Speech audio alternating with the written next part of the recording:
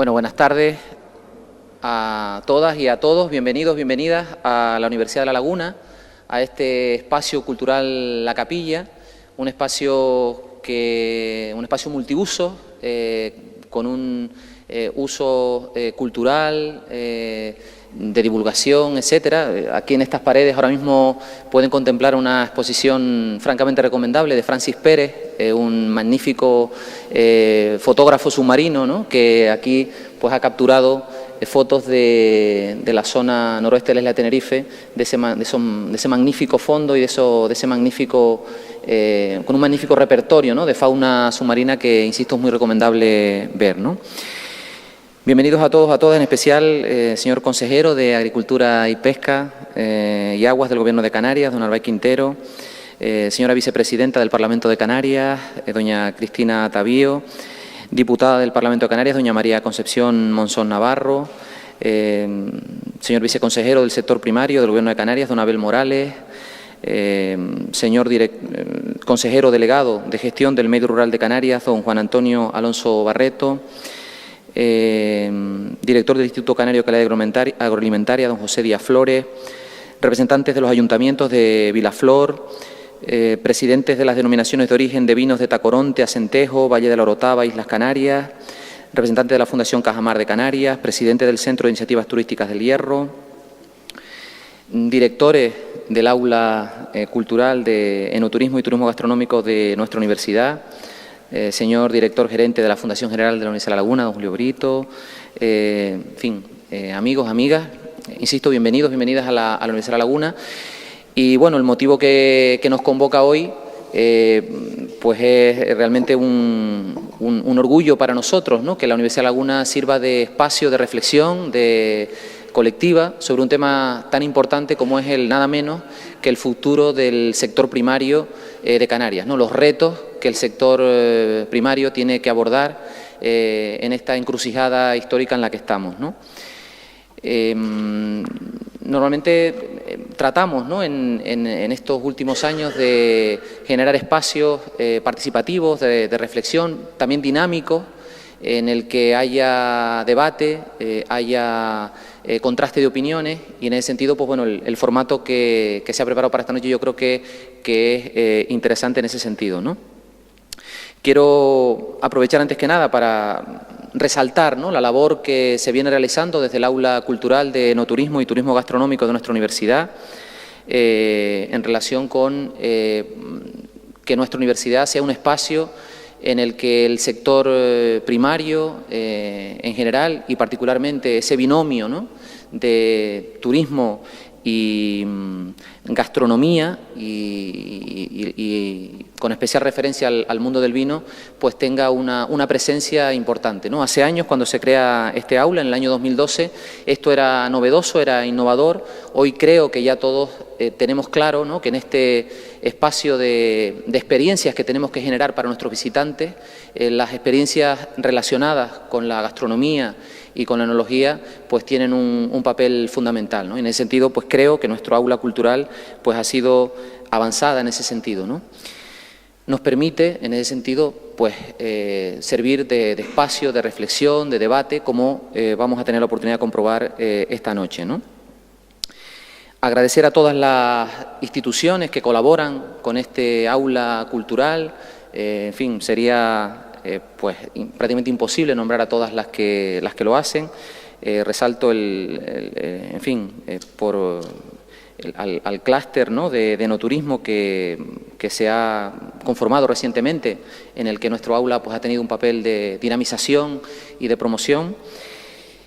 Y bueno, para este espacio de esta noche pues tenemos el lujo de contar con el consejero, ¿no?, de Agricultura del sector primario del Gobierno de Canarias, el consejero de Agricultura, Ganadería, Pesca y Aguas del Gobierno de Canarias, don Albay Quintero, que tiene una experiencia pues previa amplia, ¿no?, en el ámbito de la gestión, ¿no? Ha sido director de Juventud, ¿no?, del Gobierno de Canarias, ha sido concejal también del Ayuntamiento de Valverde, ha sido senador, pero bueno, su conocimiento del sector primario durante estos años, ¿no?, de nuestra región, pues lo hacen, desde luego, un interlocutor privilegiado para poner de manifiesto los retos que hay que afrontar, que tenemos que afrontar de cara al futuro, ¿no? Nuestra universidad ha colaborado, ¿no?, en esa tarea, ¿no?, de plantear, de diagnosticar la situación del sector primario, ¿no? Ha habido distintos proyectos de investigación en los que se ha colaborado, ¿no?, en uno muy reciente que ha analizado pues el nivel de autoabastecimiento, ¿no?, que tiene nuestra región en relación con este sector, con los productos derivados de este sector y muchos otros, ¿no? Y en esa línea de seguir colaborando, pues hay un proyecto muy ambicioso, ¿no?, de reforzar este aula cultural de enoturismo y turismo gastronómico que estamos trabajando conjuntamente y que pronto pues va a ver la luz. Por todo ello, gracias por facilitar esa sinergia, ¿no?, entre universidad y bueno, toma de decisiones en la cual nos sentimos tan útiles porque nos sentimos precisamente un poquito más nosotros mismos, ¿no? Por tanto, nada más que decir. Luego tomará la palabra ahora el señor consejero y posteriormente pues va a haber un debate, va a haber una serie de preguntas en el que varios compañeros de los medios de comunicación, en concreto Vanessa Luis Ravelo Alonso, Clemente González Lorenzo y José Luis Conde Miranda, pues harán preguntas y fomentarán el debate y pondrán en algún aprieto, imagino, al consejero. Pues nada más, muchas gracias. Señor consejero, tiene la palabra.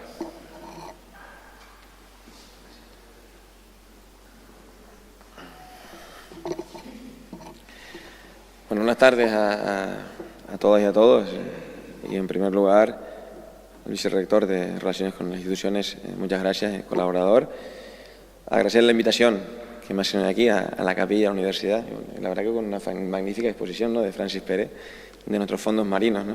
Bien se dice que en Canarias tenemos los mejores fondos del mundo y yo creo que esta exposición lo demuestra, ¿no?, la biodiversidad marina y los fondos tan claros. Yo creo que son gustos de ver y de conservar también.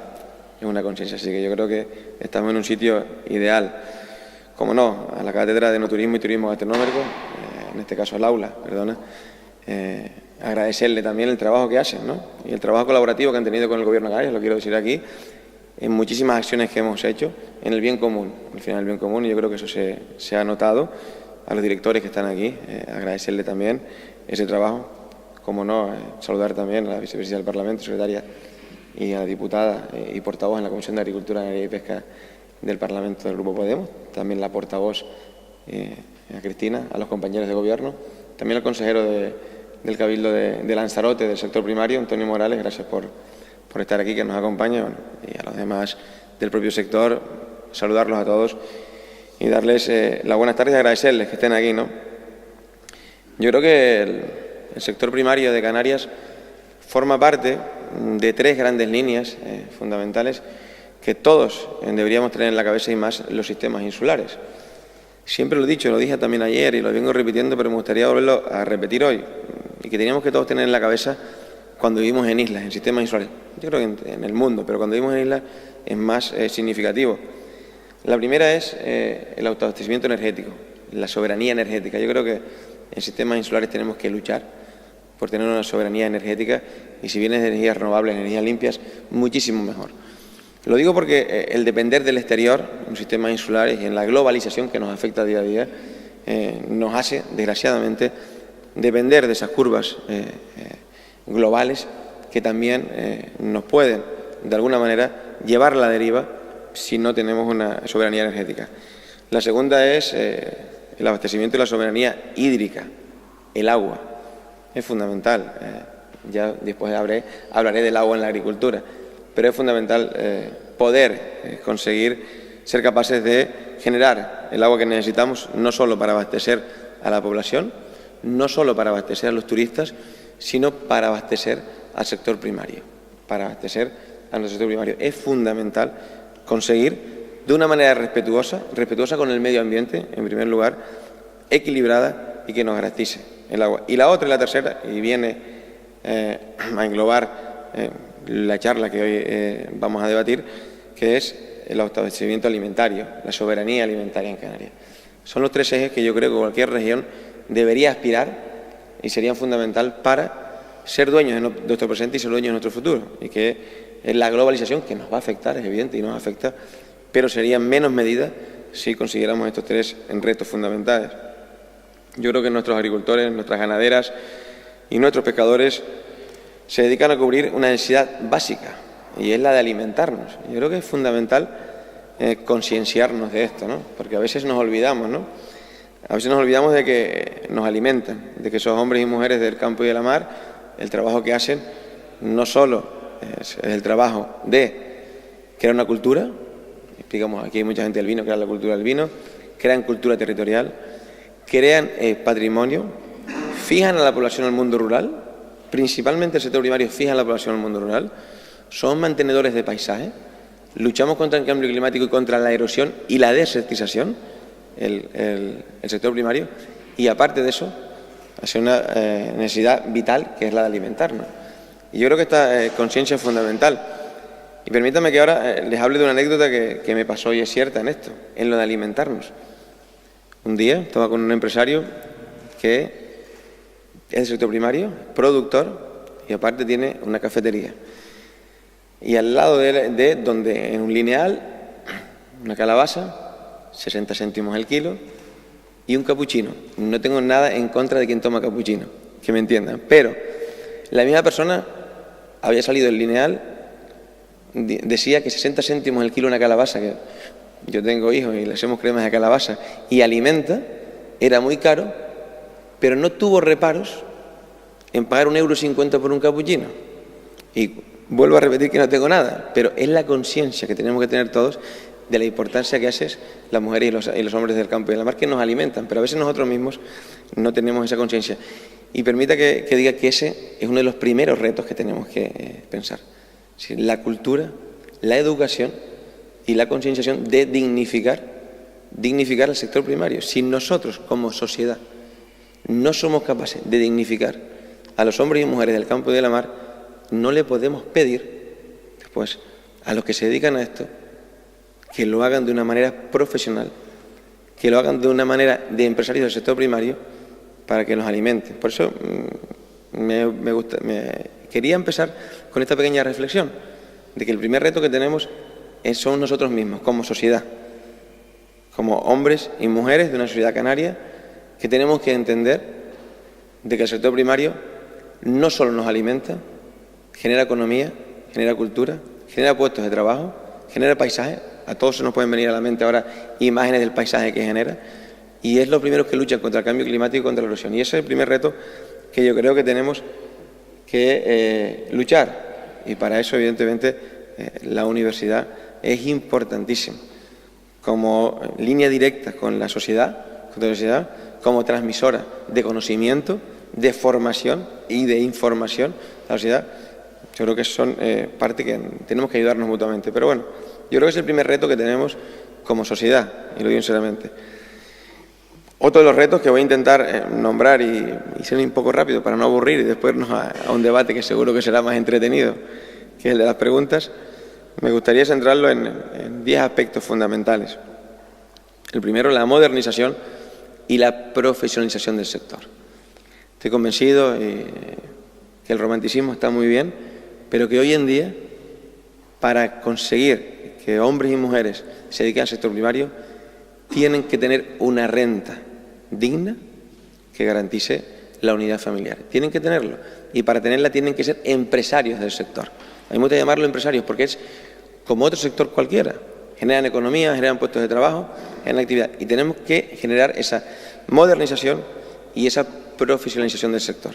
Yo creo que hemos avanzado en estos años, lo digo sinceramente, hemos avanzado en esa modernización, esa profesionalización, pero nos queda, sin dejar a nadie atrás, porque que no se malinterprete mis palabras. En Canarias, nuestras explotaciones no son grandes explotaciones. La insularidad, el pequeño de nuestras dimensiones, hace que no seamos dimensiones como el resto del continente. Pero sí es verdad que tenemos que conjugar las grandes empresas que suministren con las empresas pequeñas de las diferentes islas. Yo creo que ese binomio es fundamental, pero todas ellas, grandes y pequeñas, con la profesionalización, modernización e innovación en el sector, ¿no? que es fundamental. Otro de los retos fundamentales es, el relevo generacional. Evidentemente tenemos un campo envejecido, no solo aquí en Canarias, en toda Europa. Tenemos un campo envejecido. La media de edad del sector primario en Europa supera los 55 años de edad. En España, por cada 50 trabajadores que se jubilan del sector primario, entran apenas 35, con lo cual estamos perdiendo capital humano dentro del sector primario, y eso es fundamental. Si el relevo generacional para nosotros es importantísimo. Es importante hacer políticas para que los jóvenes, pero lo enlazo con antes lo que decía el romanticismo, pero hoy en día los jóvenes mejor formados de la historia de Canarias los tenemos hoy en día, jóvenes muy bien formados, pero si no garantizamos una renta digna, si no garantizamos unas condiciones de vida en el mundo rural, si no les permitimos acceso no solo a la agricultura, a la ganadería o a la pesca, sino a otros servicios que tienen que tener añadidos para realizar su vida en ese entorno rural, estoy hablando de otros servicios tan simples como accesos a tecnologías de la información, a Internet a alta velocidad, para poder comercializar, acceso simplemente a actividades culturales, de ocio, deportivas, que no se tengan que desplazar de nuestro entorno rural para hacer esas actividades, porque al final van a ir, si tienen que ir a las grandes urbes, a los grandes centros, a hacer esa actividad, al final se van a quedar viviendo allí, porque les es más rentable. Entonces tenemos que buscar, de alguna manera, que ese relevo generacional sea atractivo. En los últimos años hemos incorporado 265 empresas, no jóvenes, sino empresas de mujeres y hombres jóvenes al sector primario, pero es poco, tenemos que seguir avanzando en este sentido. Otro reto, y antes lo hablaba, es el del agua, ¿no? Por aquí sentado hay un hombre, él sabrá al cual me refiero, que cada vez que lo veo, antes de saludarme, me dice, el agua. Yo creo que hace 4 años que lo conozco, sabrá de quién estoy hablando, y tiene toda la razón del mundo, tiene toda la razón. El agua es fundamental. Hoy en día en Canarias, en la ley del suelo, en el mapa de cultivo, estamos haciendo las directrices de ordenación de suelo agrario, tenemos casi 140.000 hectáreas en Canarias potencialmente agrícolas y tenemos cultivadas poco más de 55.000. Eso es la realidad hoy en día en Canarias. Si tenemos una capacidad de casi duplicar en las hectáreas cultivadas de terreno recuperable y potencialmente agrario y ganadero. Pero hay un problema, y es el agua. Evidentemente, los agricultores de hoy en día, cuando antes les decía que teníamos que ser empresarios, no pueden depender de la climatología para tener una renta para las cosechas. Tienen que tener una garantía del agua. Y una garantía del agua fundamental a un precio asequible. El propio Ministerio, en el informe, dice que el agua por encima de 0,30 céntimos el metro cúbico no es rentable en las explotaciones. Yo creo que en Canarias no hay ninguna o muy pocas que tengan el precio este. En la península el precio más caro es 0,30. En Canarias yo diría que el más barato, pero es que capaz que no hay ninguna que se venda a 0,30. Está el doble, 0,60, y algunas islas a 0,80 incluso, con lo cual eso es un hándicap importante. Con lo cual el agua es fundamental y tenemos que entender y aprender a que tenemos que combinar el ciclo integral del agua. Eso es fundamental, eso es un reto del sector primario para el futuro. El ciclo integral del agua, no solo agua de pozos y galerías, sino la reutilización de nuestras aguas, no vertirlas al mar ni al subsuelo. Medioambientalmente, la directriz en marco del agua del 2002 es una directriz que cambia el sentido económico y social del agua a un sentido ambiental, da un giro importantísimo y muy positivo, una concienciación ambiental del tratamiento del agua, de no vertir, 0 vertidos al mar, 0 vertidos al subsuelo, porque estaremos contaminando nuestro suelo y nuestras aguas, y la reutilización y la utilización de esa agua para el sector primario a un precio justo, con lo cual eso es un reto. Otro reto que lo he puesto aquí porque a lo mejor no es un reto como tal, sino es una exigencia clave. Una exigencia clave. Se ha aprobado recientemente el régimen económico y fiscal, Estatuto de Autonomía de Canarias, y es un régimen económico y fiscal agrario, porque hemos conseguido 5 cosas importantes dentro del régimen económico y fiscal, que es la subvención a los seguros agrarios un 65%. Nuestros seguros agrarios en Canarias duplican o triplican los seguros del continente. ¿Y por qué? Esta razón, porque nuestras explotaciones, la media de las explotaciones canarias no llegan a una hectárea,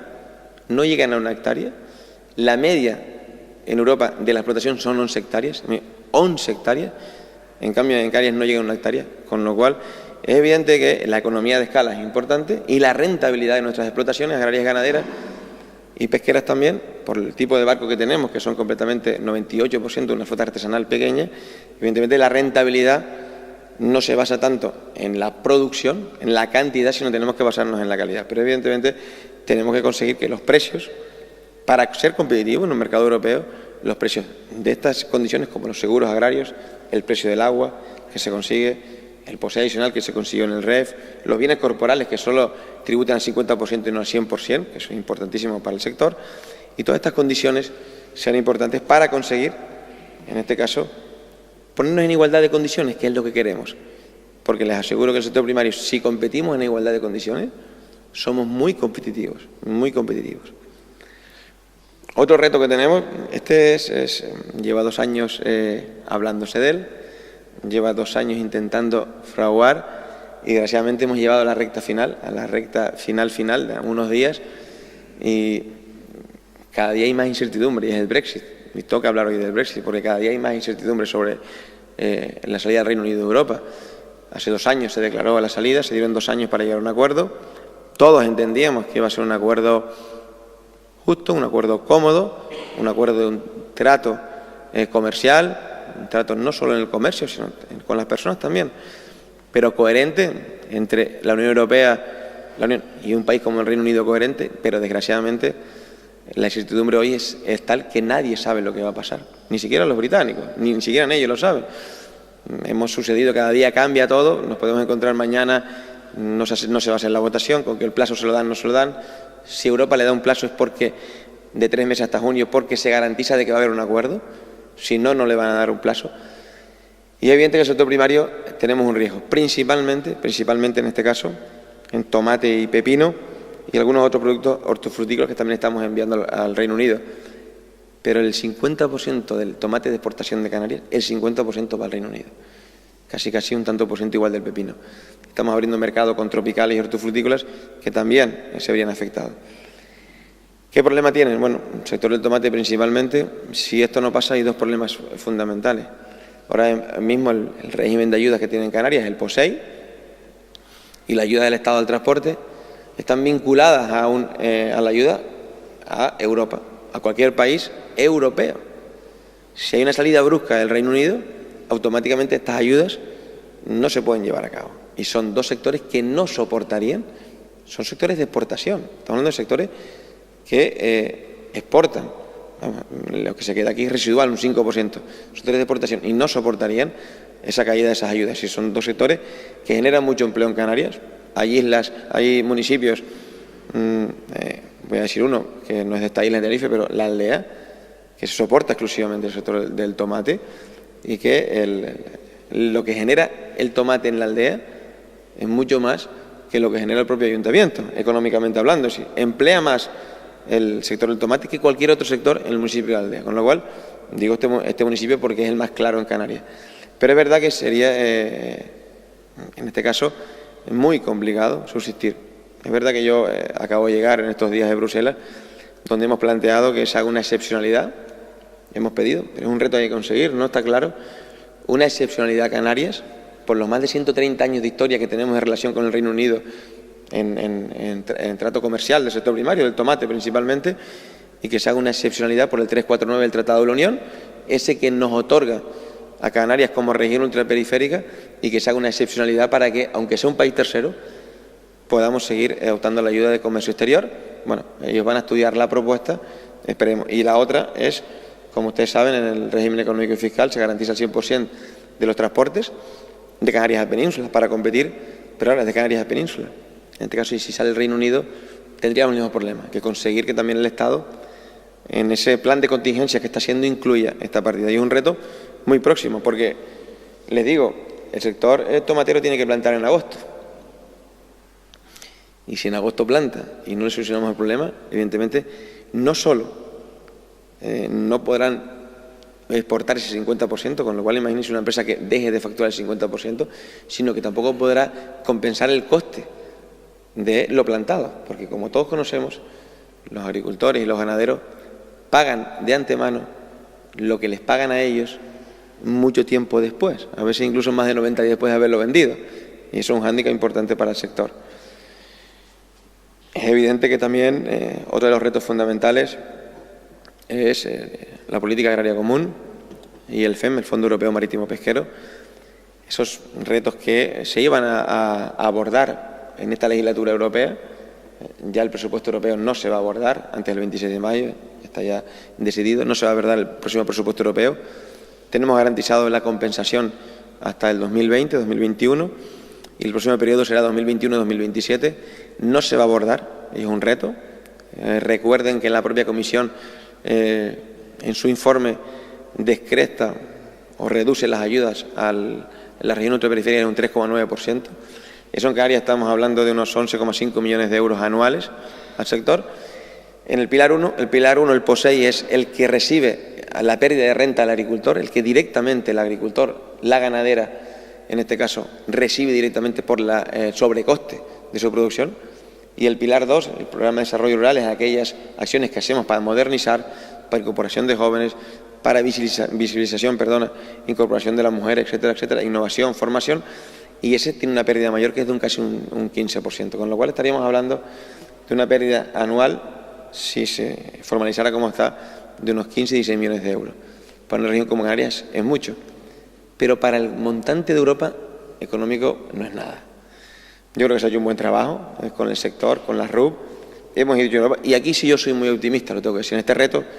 El propio comisario Phil Hogan lo ha manifestado. Si los Estados miembros o el Parlamento Europeo hace una propuesta en contra de la reducción, el comisario Phil Hogan en la Comisión cambiaría el criterio. Hemos conseguido por primera vez, estuvieron aquí el año pasado, en enero del 2017, después en octubre, creo recordar, en París también, los tres ministros de las tres RUP, de Francia, España y Portugal, han hecho un documento y han manifestado rotundamente estar en contra de la reducción para las RUP. Esto es fundamental porque han puesto la RUP y el POSEI antes que la PAC. Están en contra de los dos, pero lo han separado, y para nosotros, para Canarias, es fundamental. Con lo cual, en esta parte, yo soy mucho más positivo. También antes el vicerrector hablaba del autoabastecimiento alimentario. Es un reto en sí mismo, conseguir aumentarlo, ¿no? Yo creo que hicimos el trabajo. Hasta ahora no existían datos, fiables. En Canarias se hablaba de un 10, de un 12, de un 15, de un 9, bueno, había muchos datos según, y lo que quisimos hacer para empezar a evaluar, yo creo que para empezar a evaluar cómo caminábamos todos los años, primero situarnos donde estábamos, con un procedimiento, con datos que avala la Unión Europea, que son los datos de autoabastecimiento que utiliza la Unión Europea con los mismos criterios para las regiones y para las insulares. Bueno, pues han dado un 21,5%. Canarias utilizando 300 productos del sector primario, una media. Podemos ir, por ejemplo, que los productos pesqueros tenemos hasta un 70%, porque es verdad que casi hay una parte que son los túnidos que se envían fuera, pero el resto se queda en Canarias, con lo cual, pero otras se quedaban por debajo del 4 o 5%, pero la media es un 21,5%.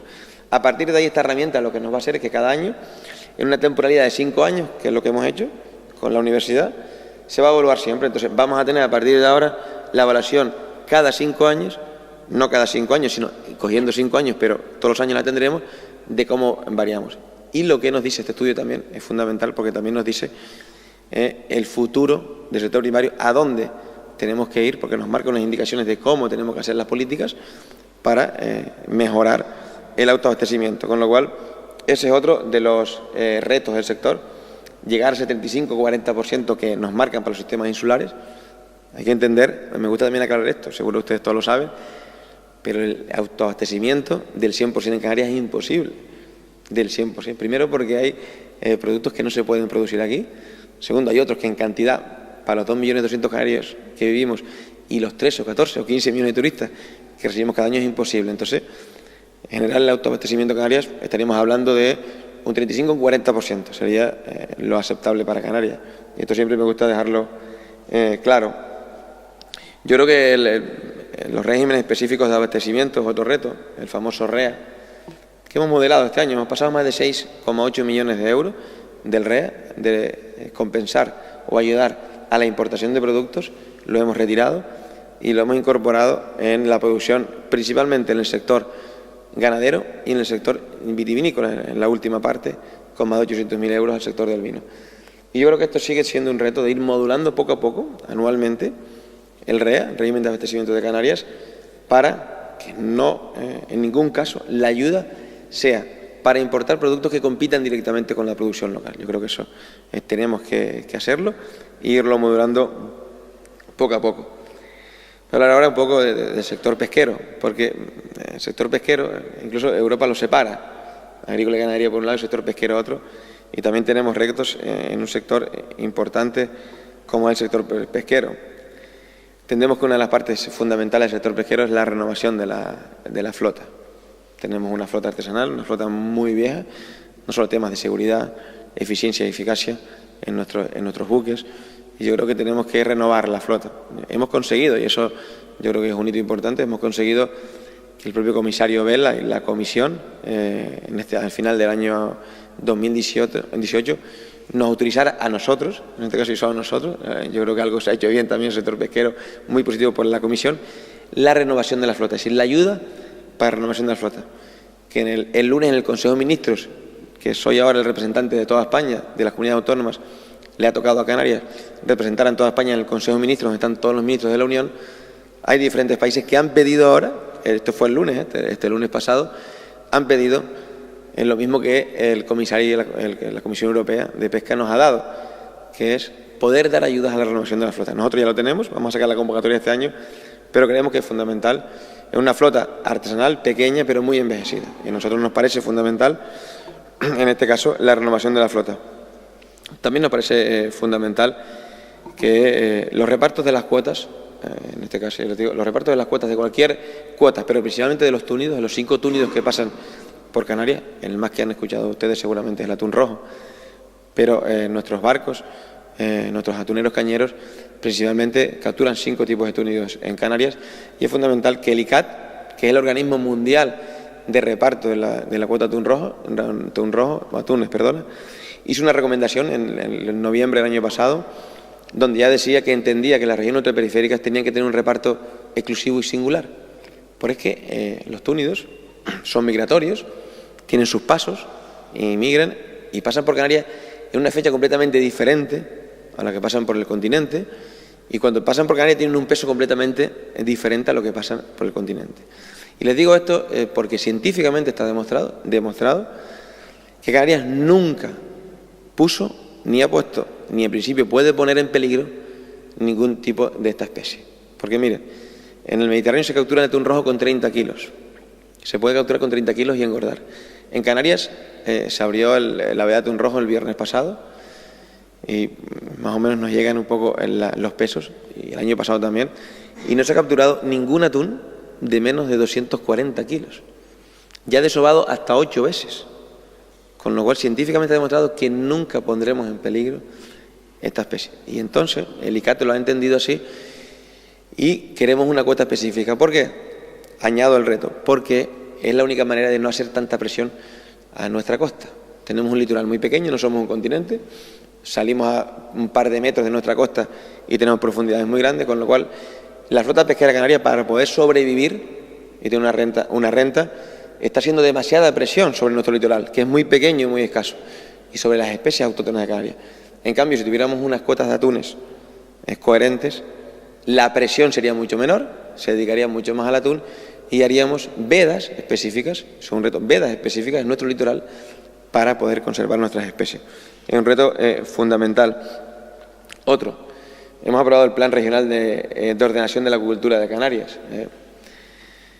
La agricultura es algo fundamental. Es verdad que tenemos que poner dentro del plan la mayor seguridad ambiental, eso es fundamental, es un reto concienciar, pero es verdad que hoy en día se consume en el mundo más pescado procedente de la agricultura que de la pesca extractiva. Es decir, y al paso que vamos, eso no lo digo yo, lo dice incluso el informe europeo de Economía Azul, lo pone. De hecho, Europa, en las ayudas que da en el Fondo Europeo Marítimo Pesquero y en la Economía Azul, uno de los puntos, creo que es el 7º o el 8º, es la acuicultura. ¿Por qué? Porque al paso que vamos y a la exigencia del consumo, en este caso, de peces que cada vez aumenta más, en la mar no da. En la mar no da para el consumo del mundo, no da. Entonces tenemos que ayudarla por un lado y regularla por otro. Es un reto muy importante que tenemos también en Canarias, con nuestra flota artesanal, ayudarla por un lado, con sistemas de seguridad, con la acuicultura, que pueda ser incluso la agricultura una renta complementaria también para los pescadores. Hoy se aprobaba en el Parlamento de Canarias, tenemos 2 diputadas aquí, la ley de pescaturismo. Es fundamental, porque igual que hicimos con la ley del suelo de una renta complementaria a los agricultores y ganaderos, le acaban de...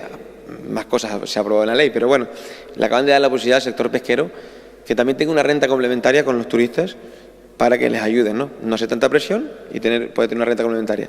Pero evidentemente la acuicultura entendemos que es un reto de futuro con el control y el respeto a la biodiversidad y a nuestros fondos marinos, pero creo que es un reto. En definitiva, yo creo que ya, no sé si me he pasado el tiempo, pero voy a terminar ya.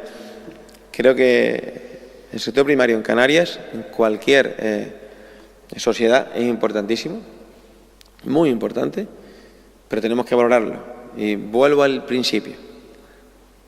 Para conseguir todos estos retos, que tenemos que hacer todos juntos, la sociedad, las administraciones públicas, la parte económica también, evidentemente las universidades, la formación, la innovación, tenemos que hacerlo todos, pero para conseguirlo todos tenemos que creernos, tenemos que concienciarnos y dignificar el sector. Yo entiendo al agricultor del pasado, entendía a mis abuelos que se iban a las 6 de la mañana a trabajar y venían a las 10 de la noche con las botas sucias en el sillón, de trabajar en el campo, etcétera. Y pongo este ejemplo porque esa no es la agricultura que nadie queremos. Esa no es la agricultura, ni la ganadería, ni la pesca del futuro. Hoy en día tenemos que desterrar esa imagen. Y para desterrar esa imagen, que tuvo que ser y fue, pero para desterrarla tenemos que, de alguna manera, dignificar al sector. Y los primeros que tenemos que dignificar al sector somos la propia sociedad. Dignificar un sector que nos alimenta. Y yo siempre he dicho que no es nada, ¿verdad? Pero nos alimenta. Y nos alimenta bien. Muchas gracias.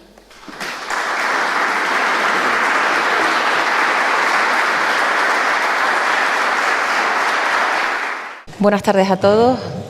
Buenas tardes, consejero, compañeros. Enhorabuena por esa exposición, ese repaso al sector y esos retos que tiene en mente. Nos acompaña esta tarde los compañeros de medios de comunicación. A mi izquierda está don José Luis Conde Miranda, periodista gastronómico del Diario de Avisos y director de Abocados.es. Bienvenido. Y también nos acompaña Clemente González, director del programa Canarias de Campo y Mar de la Radio Televisión Canaria. Gracias por estar con nosotros. Y nos acompaña Vanessa, compañera del grupo El Día de Televisión del programa Maritierra. Y creo que tienes que comenzar tú preguntando. Bien, pues vamos a comenzar. Me ha tocado a mí, como no puede ser de otra manera, hablar de la mujer, consejero. Sabe que a lo largo de la trayectoria ha destacado usted mucho el papel activo de la mujer. En la historia de Canarias, la presencia, no se entiende la historia sin la presencia de la mujer rural, ni hoy ni en el pasado. Ellas han convertido nuestro campo en un lugar de oportunidades, sin duda. Y desde el Gobierno de Canarias se ha trabajado muchísimo por visibilizar ese papel de la mujer rural. En la actualidad hay proyectos vinculados, mujeres liderando proyectos vinculados con el medio rural, importantísimo. Ese papel, lejos de ir a menos, va a más. Mi pregunta es la siguiente: ¿cómo puede ir a más ese papel? Hombre, yo creo que el trabajo de la mujer tiene que ir a más y tenemos que todos hacer lo posible. Pero lo primero que teníamos que hacer y hemos intentado, pero todavía no es real, visibilizar a la mujer en el entorno rural. Es decir, yo creo que desgraciadamente no la hemos sabido visibilizar entre todos y eso es un reto también social. Evidentemente las administraciones públicas tenemos que empujar más, porque la mujer en el mundo rural, yo siempre lo he dicho, la mujer es la mantenedora del mundo rural y eso es una realidad, es la mantenedora del mundo rural. La mujer en igualdad de condiciones ha trabajado en el mundo rural, tanto en la pesca, en la ganadería, como en la agricultura. Lo que desgraciadamente no ha sido reconocida, no la hemos sabido visibilizar y siempre se la ha tenido como en un segundo plano. Nosotros, cuando llegamos al gobierno, éramos, si no la única, faltaba otra comunidad autónoma que no teníamos el registro de titularidad compartida. Ese registro, que aunque nace una ley estatal que hay que reformar, porque la realidad es que aunque ya tenemos registro de titularidad compartida, es decir, para que las cargas, pero también los beneficios, los derechos y las obligaciones de las explotaciones sean compartidas a igual, las obligaciones, pero también los derechos de las mismas. Es verdad que no ha tenido el éxito pero no solo en Canarias, en toda España, porque, bueno, yo creo que la ley tiene que ser más ambiciosa, tenemos que pedir una modificación de una ley más ambiciosa, pero fue un reto primero que teníamos.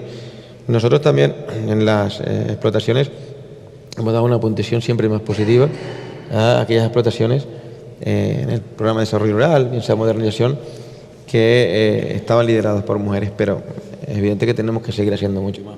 Tenemos que seguir trabajando para de alguna manera visibilizar y ayudar a que la mujer, que vuelvo a decir, es la mantenedora del mundo rural, y eso estoy completamente convencido, lo haga, porque desgraciadamente una vez cuando nosotros recuperamos los premios de la mujer rural, que hemos dado 3 ediciones, en Lanzarote, cuento una anécdota muy rápida de una mujer pescadora. Decía, claro, ¿quién iba a pescar? Dice, a mi marido siempre era el pescador, pero claro, él salía por la mañana a pescar, es verdad, y llegaba, que yo también podía, pero después todo el trabajo lo hacía, yo comercializaba.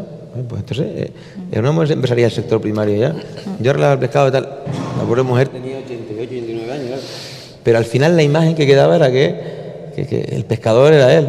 Y no, si el cómputo no solo el que lo pesca, si también hay que comercializar, ¿no? Esa tercera pata de comercialización es el 50% hoy en día del sector. Podemos producir muy bien, elaborar muy bien, pero si no comercializamos, al final queda nada, ¿no? Entonces yo creo que ahí sí es verdad que nos queda un reto importantísimo todavía, un gran camino por delante, tenemos que hacer mucho más, ¿no? Ahí sí es verdad que yo creo que tenemos un debe, en ese caso, en el sector, el mundo rural, con la mujer. Gracias.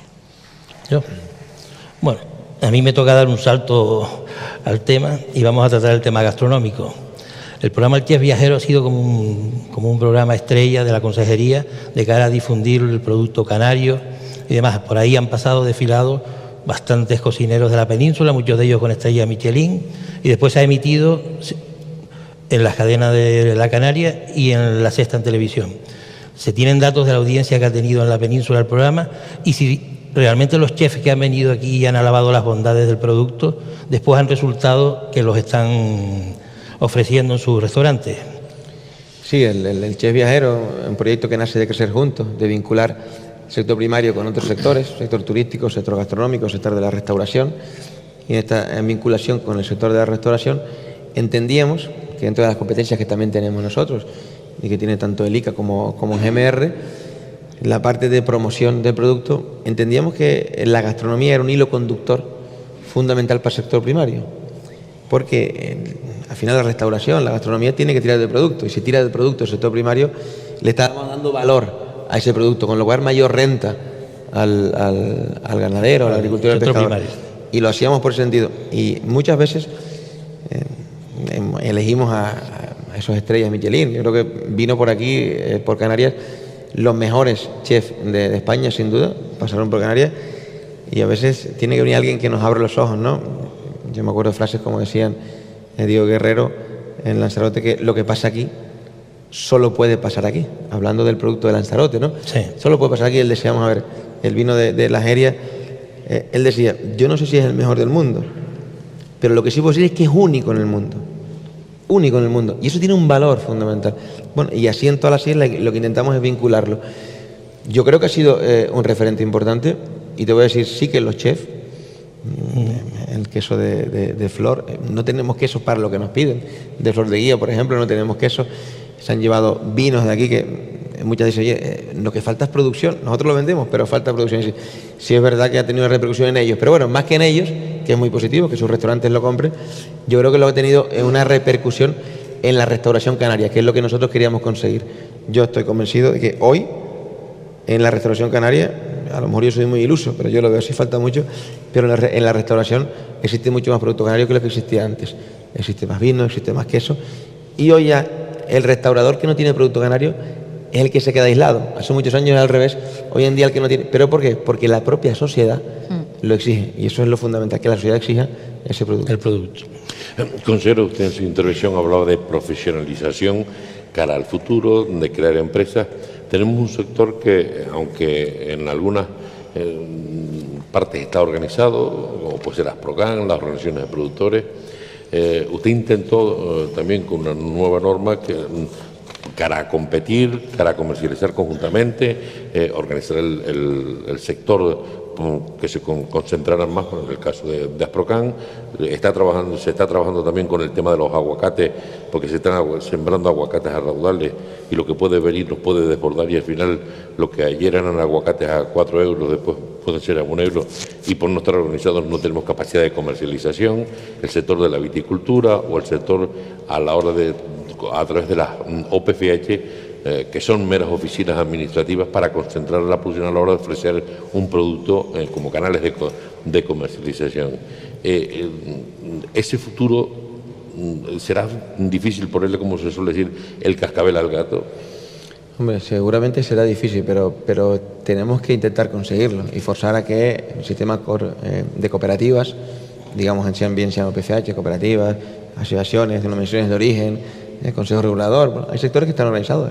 El más evidente puede ser Asprocan, porque engloba en una sola institución, Asprocan, a todos los productores. Pero bueno, el sistema, por ejemplo, sí lo tenemos también en el vino, que están organizados con los consejos reguladores, pero es verdad que falta mucho, en el Producto Interior falta mucho. Esa cooperativa, las OPFH, es verdad que algunas son meras trámites, otras no, otras funcionan muy bien, pero lo que sí que tenemos que conseguir es concentrar. Es que si queremos ser competitivos en el sector, antes decía el tamaño de la dimensión de nuestras explotaciones.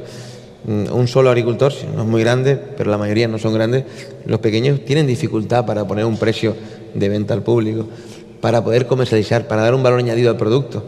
Y entonces el sistema cooperativista es el que le da, yo creo que, 3 partes importantes. Tenemos que seguir fomentando eso. Primero, la concentración de productos es fundamental para poder ir a un mercado de una manera más potente. Le da un valor añadido, porque para eso están también las OPFH. Tiene que dar un valor añadido, digamos, al formato de venta, al formato de cajas, etcétera. Se tiene que dar un valor añadido y después una garantía comercial al agricultor. Es decir, que el agricultor cobre antes, incluso de que reciban el dinero de la venta, porque evidentemente necesita liquidez. Con lo cual esas 3 partes son importantes y tenemos que seguir fomentando el sistema de cooperativas, OPFH, de una manera más controlada, sí, mucho más controlada, pero con los tantos minifundios que tenemos, evidentemente en un mercado local sí lo podemos vender a aquellos pequeños agricultores que hacen falta en los mercados locales, los mercadillos, etcétera, pero es evidente que después para irnos a los grandes lineales, a los minoristas o a los mayoristas a vender, o para exportar tenemos que concentrar. ¿Para qué? Para ser competitivos. Bueno, hablamos de formación, consejero. Hoy en su intervención mencionaba la necesidad de lograr un sector profesional, modernizado y rejuvenecido. Eso se logra con la formación. ¿La agricultura del futuro será una agricultura de precisión, aquella que refuerce el uso de la tecnología y, por lo tanto, de la formación? Sí, estoy convencido de que será una agricultura donde la formación sea básica, seguro. Yo creo que la formación, incluso tenemos datos, estudiamos también eso, de cuando la crisis económica, principalmente la crisis de la construcción, muchas personas derivaron al sector primario, pensando que, oye, esto del sector primario lo hago, y ese repunte que tuvo en empleabilidad el sector primario en un momento de crisis económica de la construcción, automáticamente bajó otra vez. Porque hoy en día el mercado es competitivo y para ser competitivo tiene que estar formado, y tiene que innovar y tiene que investigar. Y es fundamental, la formación es base y estoy completamente convencido que la formación es base y la innovación. Da igual ser pequeño o grande, pero todo pasa por la innovación. No perder evidentemente el origen del producto, eso no son completamente compatibles.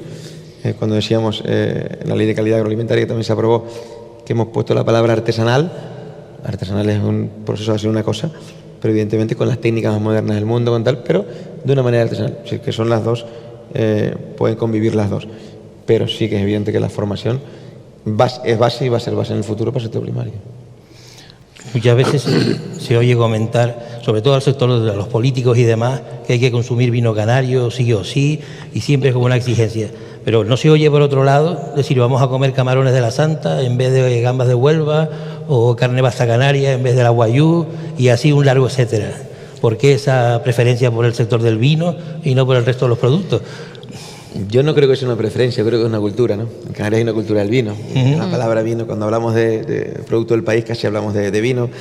Yo creo que es más que la cultura que el que no queramos decir que se consuma el producto de aquí. Yo creo que a lo mejor es consumir el producto kilómetro cero, sí, más respetuoso con el medio ambiente, más cercano, evidentemente con pero mucho, no se identifica el menos... producto, que es a lo que voy. Parece como que desconocemos los productos. Hombre, nos podemos sorprender, eso sí es verdad, nos podemos sorprender con la cantidad de productos que se producen en las islas, porque muchísimo. Pero lo que pasa es que yo no creo que sea porque lo digamos, a veces generalizamos, no podemos decir todos los productos que hay. Y yo creo que a veces cuando decimos, si voy a un restaurante, pido vino de Canarias, estoy diciendo que pido queso, que pido almorote, que pido sal de aquí, que pido aceite de aquí, que estamos haciendo muy buen aceite, y una infinidad de productos, ¿no? Yo creo que lo que pasa es que es verdad que a lo mejor lo más extendido que está en Canarias es la cultura del vino, ¿no? Yo creo que más que nada lo decimos por eso, pero sí tenemos que, a lo mejor tenemos que empezar a nombrarlo. Lo que pasa es que es muy difícil nombrar todos los productos, ¿no? Si no, no nos podríamos pegar una hora. Pero, por ejemplo, vuelvo a referirme, y perdona, bueno, están aquí dos diputados, en la ley de calidad con producto del país, que teníamos una discusión, o tenía una discusión en el Parlamento de producto del país, cuando es del país, de vino, y al final se referenció a todos los productos de origen local, canario, a todos. Cuando se habla de producto del país, no solo es el vino, el queso ni la carne, es todo. Cuando digan producto del país ahora, a partir de la ley, tiene que ser producto producido en Canarias. Con lo cual yo creo que eso, a esa pregunta, yo creo que la ley, añade esto que yo creo que es importante. Le voy a pedir que se moje en la siguiente pregunta, porque no es políticamente correcta, En estos momentos, Canarias cuenta con un centro de investigaciones científicas importante que es el ICIA, con escuelas de formación agraria, que son las 3 escuelas que hay en Los Llanos, en La Palma, Tacoronte y Villarucas, en Gran Canaria. Y cuentan con las agencias de extensión agraria. Todos sabemos que algunas funcionan como funcionan. ¿Ve usted como proyecto ICIA investiga, ICIA forma y las agencias de extensión agraria transmiten la formación, la información al agricultor? O sea, una cadena de unidad, de integración. No pasa. Yo voy a otro. Yo con esa pregunta permita que vaya muchos años atrás, y es la transferencia de competencias. Y esto que no salga de aquí, como estamos metidos en comité, que no salga de aquí porque tengo un problema. Yo creo que en la transferencia de las competencias a los cabildos insulares, hay un consejero aquí que me perdone, creo que tenemos que haber evaluado mejor las agencias de extensión. Es verdad que trabajan, pero muchas agencias se han convertido en administración de los cabildos, otras no, otras hacen su labor. Pero no hay que echar la culpa, en este caso, a los cabildos, es por la sinergia al final administrativa que también nosotros exigimos como Gobierno de Canarias, por otra parte, a los agricultores y ganaderos para presentar una subvención. Pero la exigencia burocrática cada vez es mayor y hay muchos ganaderos, agricultores o pescadores que no tienen la capacidad telemática de presentarlo, claro, y acuden a las agencias. Entonces, en esa combinación creo que no fluye toda la información como debería, pero yo creo que la base, el origen es una de las, no me acuerdo el año cuando se transfieren las competencias, pero en la transferencia de competencias a lo mejor teníamos que habernos organizado. Y no es malo que uno de los retos de futuro sea volver a tener como comunidad autónoma ese enlace con las islas, o modificar la relación con los cabildos, porque yo también creo que los cabildos insulares son los gobiernos insulares y que la relación del gobierno con el cabildo es la que tiene que ser directa para conseguir esa comunicación. Pero si usted quiere hacer una política regional... Sí, pero la política regional pasa por la isla. Y la política regional es una cosa, pero la idiosincrasia de la isla es otra que marca el territorio. O sea, al final, Canarias nos marca las islas, no somos un territorio continuo. Y de Lanzarote, de la Graciosa al Hierro, hay partes muy iguales, pero hay partes muy, muy diferentes pasando por las demás islas. Entonces, esa combinación no es fácil de llevar, y hay que recordar que los cabildos tienen más de 100 años y en la comunidad autónoma no. O sea, los cabildos de institución originaria, después de los municipios, pero institución que ya más centenaria y que es la base fundamental de cada isla. Hablamos de relevo generacional. Hoy en su intervención decía que el campo está envejecido, pero el campo que se rejuvenece es un hecho. En Canarias se han puesto en marcha en los 2 últimos años más de 200 explotaciones lideradas por jóvenes. La agricultura se convertirá, y estoy convencida, en una actividad de futuro, pero para que los jóvenes se incorporen a esta actividad tendremos que ayudarles a ellos. ¿Cómo lo pretende hacer? Que tenemos que ayudarles, y antes un poco lo decía, no solo podemos tirar del romanticismo en la agricultura, tenemos que sea viable. Si al final, si somos prácticos, un joven formado, una joven hoy formada, que le interesa un proyecto agrícola, ganadero, pesquero, que son rentables, tenemos que ponerles esa rentabilidad en acceso de ellos. No podemos derivar a la juventud a que se dedique al sector primario si de alguna manera no tiene una rentabilidad. Y eso es una realidad. No podemos hablar de enviar a nuestros jóvenes al campo y tal si no tiene una rentabilidad, si no tiene un futuro. Entonces tenemos que darles herramientas para que lo hagan. Nosotros hemos creado 265 empresas, lo dije antes. Hemos hecho un convenio con 5 bancos. Uno de los problemas que tenían los jóvenes es la liquidez. La liquidez, sí. Vamos a hacer una explotación ganadera que me cuesta 140.000 euros montarlo, porque las exigencias sanitarias, europeas, territoriales, etcétera, me exigen 140.000 euros para que sea rentable, pero ahora es que voy al banco y me dan 140.000 euros. Bueno, lo que hemos hecho un convenio, se han asociado 5 entidades bancarias donde previamente le puedan dar el anticipo de las ayudas y nosotros firmamos un endoso, que se llama, un endoso que automáticamente, cuando nosotros certificamos que está terminada esa explotación, la ayuda se la damos directamente al banco. Pero la joven ya ha hecho su explotación, ya tiene su explotación, tiene la liquidez, y nosotros le pagamos no solo el proyecto, sino le pagamos los intereses hasta que nosotros paguemos al banco. Bueno, un poco para la facilidad. Eso sí, también es verdad que lo que hacemos es un control durante 5 años. También hacemos un control y un seguimiento. Sí, la explotación tiene unas variantes, como toda empresa, porque si lo llamamos empresario, como en toda empresa que se crea, puede tener éxito y puede fracasar, y pueden haber variantes distintas, pero si hacemos un seguimiento, no, evidentemente es dinero de todos, es dinero público lo que nosotros damos, y hay que hacer un seguimiento para que el dinero destinado a esa nueva explotación de un joven sea destinado a ese fin. A partir de 5 años entendemos que si se mantiene abierta 5 años, ya creemos que es adulta, ya dejamos de hacerle un seguimiento, pero hasta 5 años hacemos un seguimiento, con lo cual, si no, el dinero utilizado no repercute en el sector primario, tiene que reintegrarlo. Tenemos un departamento de reintegro que se encarga que también lo hemos potenciado, se encarga de reintegrar las ayudas. Porque lo he dicho, yo creo que hay que ser transparente con las ayudas y es dinero público. Y tienen que ir dirigidas a lo que tienen que ir. Europa autoriza que les demos hasta un 90%, después un 70% a los jóvenes, así lo hacemos, menores de 41 años, pero también nos exige ese seguimiento. Y nosotros le hemos llevado hasta 5 años, que yo creo que es un término importante. Esas medidas, rentabilidad, apoyar a los jóvenes y demás están bien, pero en el fondo no sería también, habría que hablar un poco para pagar el precio justo por cada producto, para que el agricultor de alguna manera pueda decir, bueno, con lo que estoy ganando, pues sí, puedo afrontar un proyecto, el agricultor, el pescador, el ganadero, sí, y no que se vaya por ahí. El salario del sector primario es importantísimo, así que pues sí, la renta del sector primario es importante. Es verdad que no nos gustaría a nosotros poner un precio mínimo por todo, ¿no? Pero la ley de la competencia nos lo impide, no podemos poner un precio mínimo a ningún producto, pero sí es verdad que lo que tenemos que hacer es darle valor al producto. Y somos nosotros lo primero que tenemos que darle valor. Antes puse un ejemplo, ¿no? del capuchín, de la calabaza, pero tenemos que darle nosotros mismos, tenemos que darle valor. Y nosotros en la tierra no podemos competir en cantidad de productos, excepto en el plátano a lo mejor, o en el tomate un poco, pero en el plátano.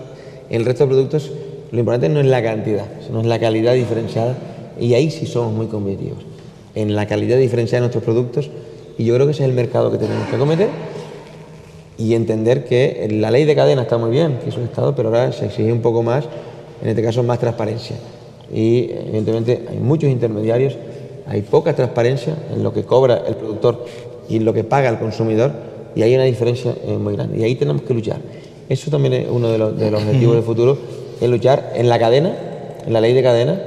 Evidentemente, el que toma el riesgo, el que paga todos sus gastos antes de venderlo, es el sector primario, la gente que trabaja en el sector primario, y a veces el beneficio, sin ningún riesgo, el consumidor. Yo pongo un ejemplo de una bodega que ganó hace 3 años el mejor vino de Canarias, y cuando fui a ver la bodega me dijo el hombre, yo fui a un restaurante y vienen a comprarme el vino a 6,50. Dice, el restaurante estaba a 21 euros. Claro, después decimos, el vino es caro. No, el vino no es caro, el vino vale lo que tiene que valer. Lo que pasa es que, claro, imagínense, él le gana 1 euro a cada botella, pero el riesgo lo toma el bodeguero con el viticultor, y después el que lo vende, que lo puede tener ahí 1 año, 6 meses o tal, pues le gana el doble y el riesgo es mínimo. Y ahí es donde tenemos que enfocar, de alguna manera, la legislación de la cadena, la ley de cadena, mucho más transparente, y el control. Ahí sí tenemos que hacer.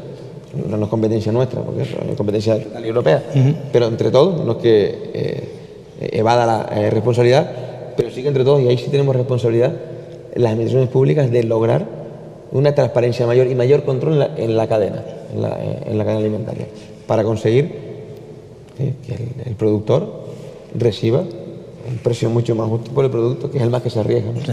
Por ejemplo, un bodeguero de la Rotava, un vino de 10 euros, blanco, 75 euros en un hotel del sur. Sí, mire, yo no sé si conocen, hace 3 años, Américo, el de la bodega Arautava, Sí. Digo Américo porque se llama Américo, bodega Arautava, ganó por unanimidad el mejor vino de España, por unanimidad, el mejor vino de España. Yo no sé si hemos ganado ese premio alguna vez, no lo sé. Aquí hay bodegueros, creo que no. El mejor vino. 12 años envejecido en barrica de roble. 12 años. Bueno, 12 años envejecido para venderlo. Y lo tenía en un lineal de un espacio gourmet, y no voy a dar publicidad al centro comercial, y costaba aproximadamente unos 50 euros aproximadamente la botella. Pero al lado había uno que había quedado 10 o 11 veces un puesto, no dicho por eso, sino por unidad, debajo de él, y no era canario. Pero la gente decía, es que te lo notaba, esto es muy caro. Claro. Entonces, y el otro, que había envejecido solo 8 años, menos tiempo, 8 años, había quedado 11 puestos por debajo, costaba más caro, y lo comprábamos. Mi madre. Y lo compramos, ¿verdad? No le damos valor a lo nuestro. A veces nosotros hemos sido un poco, nos parece que todo lo que viene de fuera, oye, si contrato, con todo respeto a la Colegio de Arquitectos de Madrid, y me hace un proyecto, me parece que vale. Si viene un producto, un vino de fuera, con renombre, sí vale el precio, pero si el vino nuestro vale 50 euros, porque es que le ha costado casi 50 euros mantener eso durante ese tiempo, pero no le damos valor. Entonces, creo que también ahí, es lo primero que dije, que nosotros mismos como sociedad tenemos que darle valor al sector. Antes de hacer la última pregunta, dar las gracias al vicerrectorado de la universidad y al aula de etnocultura, etnoturismo y turismo gastronómico, a su director, don Gonzalo Brito, por invitarnos en nombre de los compañeros, y a ustedes por estar. Yo intuyo que usted quiere seguir. Yo lo intuyo. Y yo soy de los que pienso también que sería bueno que siguiera, porque ya conoce la granja y sabe por dónde atacar. Tenemos 140 hectáreas con capacidad de producción en Canarias. Cuando hablamos de capacidad de producción es porque le puede llegar agua y una pista con un 4,4, más o menos. Están produciendo el 40%, apenas unas 40 hectáreas, apenas el 30%. Tenemos una situación demográfica, usted lo hablaba de que la inmensa mayoría de agricultores peinan canas, y lo digo con cariño, consejero, y los que nacen, el relevo de generación es muy lento. ¿Qué hacer?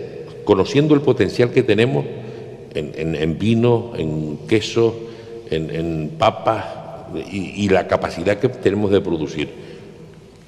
¿Qué hay que hacer para crecer en esa producción y luchar contra lo que usted antes, la sostenibilidad? Creo que antes, cuando hablaba de los retos, de recuperar esas hectáreas es posible, pero tenemos que generar políticas y hacer políticas que sean rentables. Antes decía la del agua, es fundamental. La primera que tenemos que hacer es lograr que llegue aguas. Canarias, orográficamente, tenemos diferentes, tenemos de Fuerteventura, en un nivel, Gran Canaria, Tenerife, La Palma, La Gomera y el Hierro, tiene una estructura orográfica, pero tenemos que conseguir llevar las aguas a los interiores de Lanzarote y Fuerteventura, y llevar el agua a las medianías de Canarias. Nuestras medianías son fundamentales para Canarias, ya no solo como producción, sino incluso como prevención de nuestros montes de incendios. Son fundamentales. Pero claro, si no logramos llevar el agua a las medianías, no se arriesga. Antes, cuando decía, ¿cómo un joven se puede incorporar pero si no le garantizamos el agua en su finca, medianía, y un precio del agua asumible, no sé, va a tirar por un barranco. Los jóvenes hoy en día son los más formados de la historia de Canarias, sin duda, no se van a tirar. Entonces, tenemos que garantizarlo. Y tenemos que hacer políticas que para dignificar y que la renta de esas explotaciones sean rentables, ¿no? Y yo creo que eso es fundamental. Y estoy convencido, Clemente, completamente convencido, que quien venga detrás de mí lo hará mucho mejor que yo. Seguro, sea quien sea. Porque el campo lo necesita. Y así lo van a que no le quede otro remedio. Así que, seguro. Gracias. Dejamos aquí. Gracias, consejero. Gracias.